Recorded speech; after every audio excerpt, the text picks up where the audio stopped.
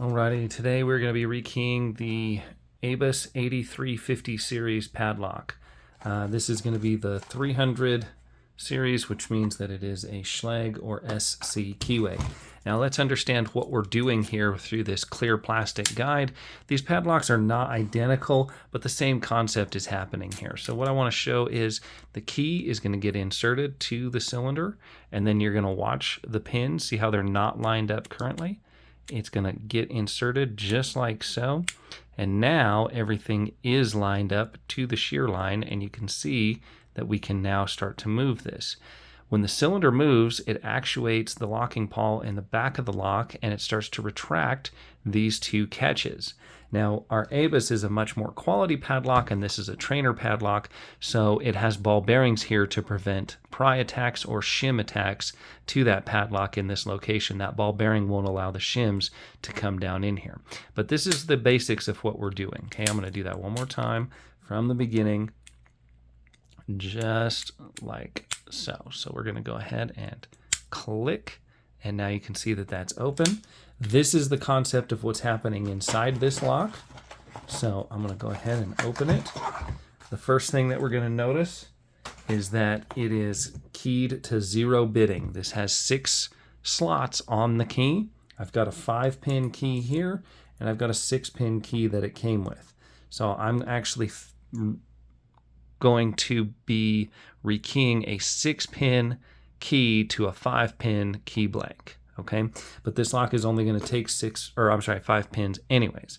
So if we look at the key from the factory, or if you don't have a key, maybe it fell out of the box, or maybe you bought one that doesn't have a key, if it is factory bitted, the factory bitting is going to be all O's or 165 thousandths, meaning each one of these little marks that you see, that one, 1, 2, 3, 4, 5, and 6 here are all cut to O cuts. It doesn't look like it's cut very much compared to this key, but trust me, it definitely matters. If that wasn't there, you wouldn't be able to turn the key over very easily. So if you didn't have a key, you could take a key blank, an SC4 6-pin Schlage keyway key, and cut it to all zeros, and you should be able to get it to open just like so.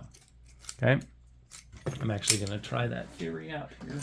I've got a complete blank. Yeah, just a blank will work too. This one doesn't have any cuts on it, so just a pure blank will work. That one does have the cuts on it, but this one apparently doesn't need it. Now that it's open, it reveals this screw right here. This screw is going to be very important. It's holding the cylinder right here into the bottom. I also want to explain the difference between key retaining and non-key retaining. So here comes our screw, here comes our cylinder. The first thing we're going to need to do is grab our key, and you'll notice that you can only turn it so far because of this guy right here. Okay, that you can either get a tool or you can use your fingernail and just push him down and push him right out of the way. Okay, then it's going to fold over to where you can actually see the pins. These are all 165 thousandths pins. Make sure you get them all. I save them.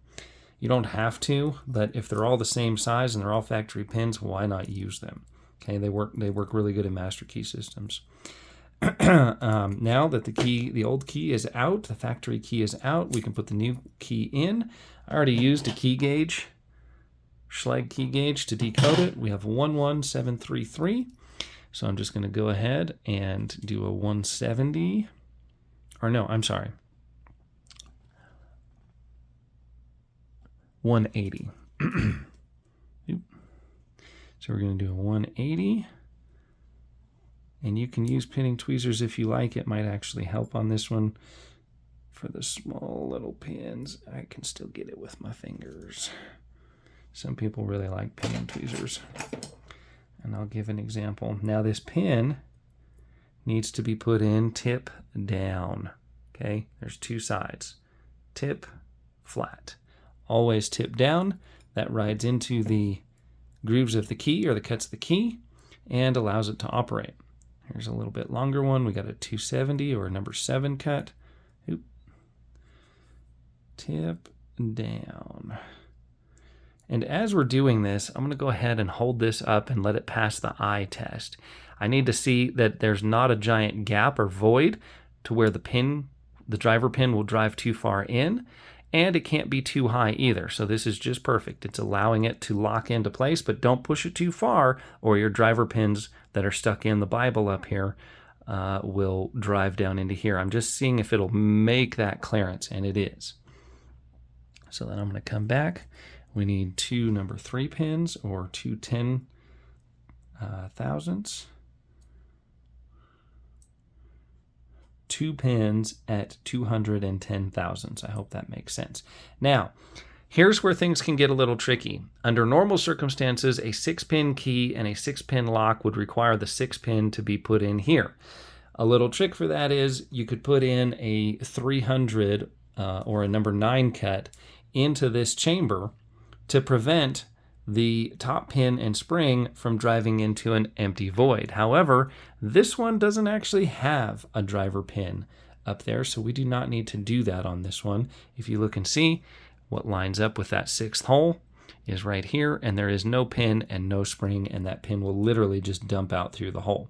So now that I'm fully confident that we have 5 pins at the correct depth in place, I'm going to go ahead and rotate this back up, and it's going to tell me whether I've done a good job or not. If I've done a good job, you will get this. If you didn't do a good job, you'll have binding, crunching, and a bunch of bad things happen.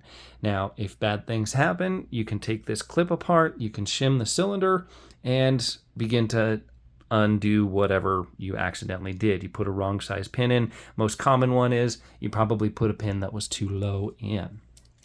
Okay, so now I'm going to take this. The key comes out, and I'm going to explain a little bit about key retaining and non-key retaining. If we look way down in here, there's this little Z-bar. Whoa, that is magnetic. Okay, and there's this little Z-bar. And if we take this little Z-bar, oh, the Z-bar already fell out. There's a little Z-bar right there. This Z-bar actually controls the lock, and it turns it from key retaining to non-key retaining. Now, I'm going to show how it works just like this. I'm going to show you non-key retaining first.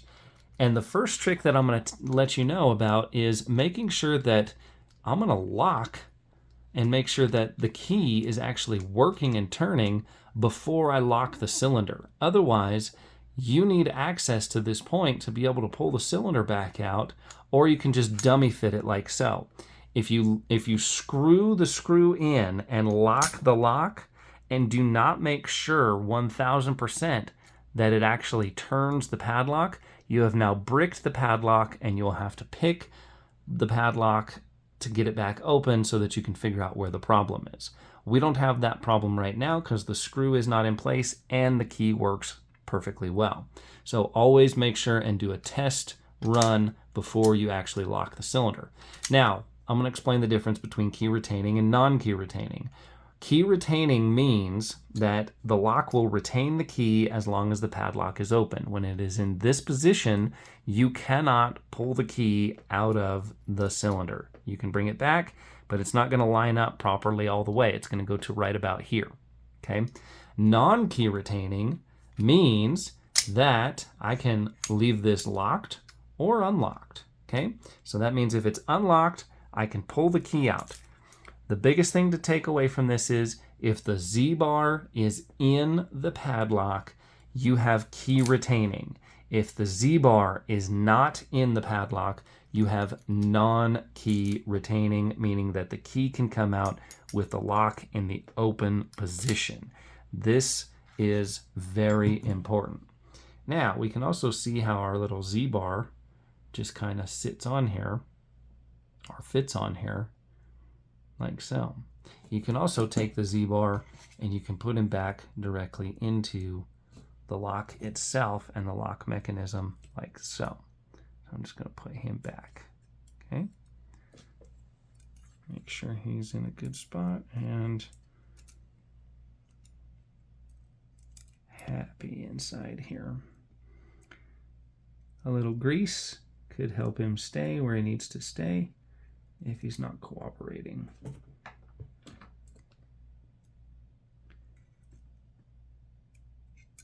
Okay, Z-bar is in place. Let me get a big zoom in on that. Then I'm going to drop the cylinder in from the top, just like so. Everything fits nice and tight. Now here's that position that I was telling you about. You have one of two choices right here, right now. If you put the screw into the cylinder, okay, if you put the screw in and tighten him down,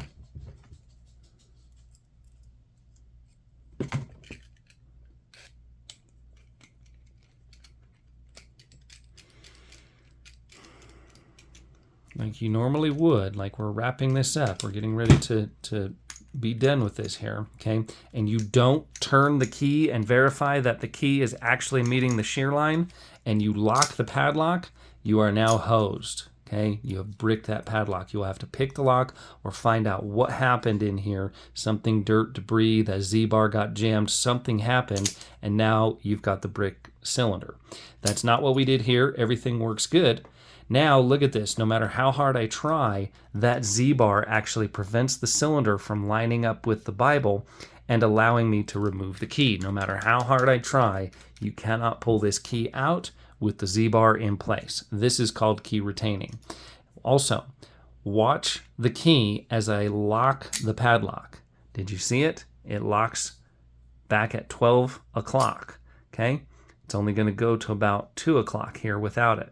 Now when I shut the shackle, I'm not touching the key at all.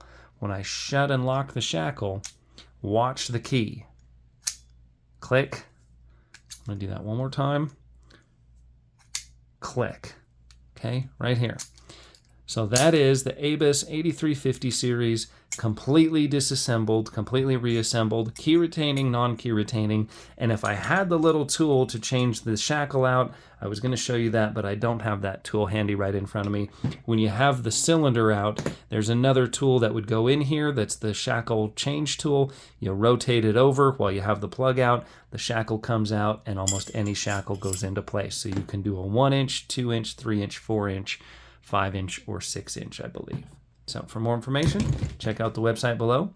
Thanks for watching, and check out wayneslockshop.com.